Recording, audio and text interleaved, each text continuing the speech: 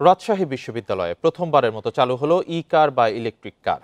প্রাক্তন শিক্ষার্থীদের পৃষ্ঠপোষকতায় দেয়া হচ্ছে এই সেবা। এর ফলে শিক্ষার্থীরা মাত্র 5 টাকায় পৌঁছাতে পারছে গন্তব্যে। এছাড়া তাদের খরচ কমার পাশাপাশি নির্বিঘ্ন হচ্ছে যাতায়াত।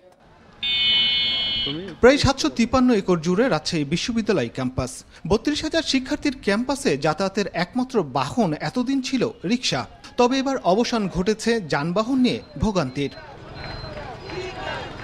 রাজশাহী বিশ্ববিদ্যালয় অ্যালামনাই অ্যাসোসিয়েশন রুয়ার পৃষ্ঠপোষকতায় বুধবার থেকে চালু হয়েছে 5টি ইলেকট্রিক কার।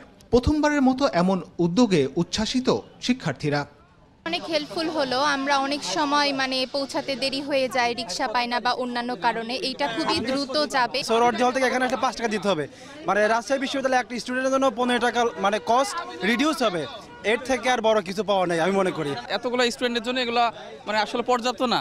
আমি চাই ধারা অব্যাহত থাক। শিক্ষার্থীদের গন্তব্যে পৌঁছে দিতে পুরো ক্যাম্পাসে নির্দিষ্ট সময়সূচি অনুযায়ী প্রতি 3 মিনিট পর পর চলবে ই কার। ভাড়া মাত্র 5 টাকা। আজকে 5টি হলেও আমাদের এই কারের কর্তৃপক্ষের সাথেও আমাদের আলাপ হয়েছে। আমরা পর্যায়ক্রমে আরো এটা বৃদ্ধি করার জন্য চেষ্টা করব। বিশ্ববিদ্যালয়কে আগামী দিনে আরো আধুনিকায়নের ক্ষেত্রে এই রুয়া ঐতিহাসিক ভূমিকা পালন করবে। বর্তমান ও ভবিষ্যৎ শিক্ষার্থীদের জন্য প্রাক্তন শিক্ষার্থীদের এমন উদ্যোগকে স্বাগত জানিয়েছে বিশ্ববিদ্যালয় প্রশাসন।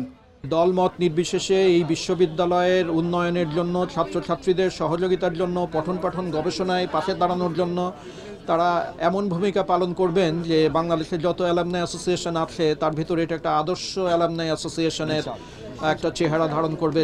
72 বছর বয়সী এই ক্যাম্পাসে ই-কার চালু নিয়ে নতুন প্রাণচাঞ্চল্য তৈরি হয়েছে শিক্ষার্থীদের মাঝে। সঠিক রক্ষণাবেক্ষণের মাধ্যমে এই কার্যক্রম চালু রাখার আহ্বান তাদের। Mustafizur Rahman, independent news, Rajshahi.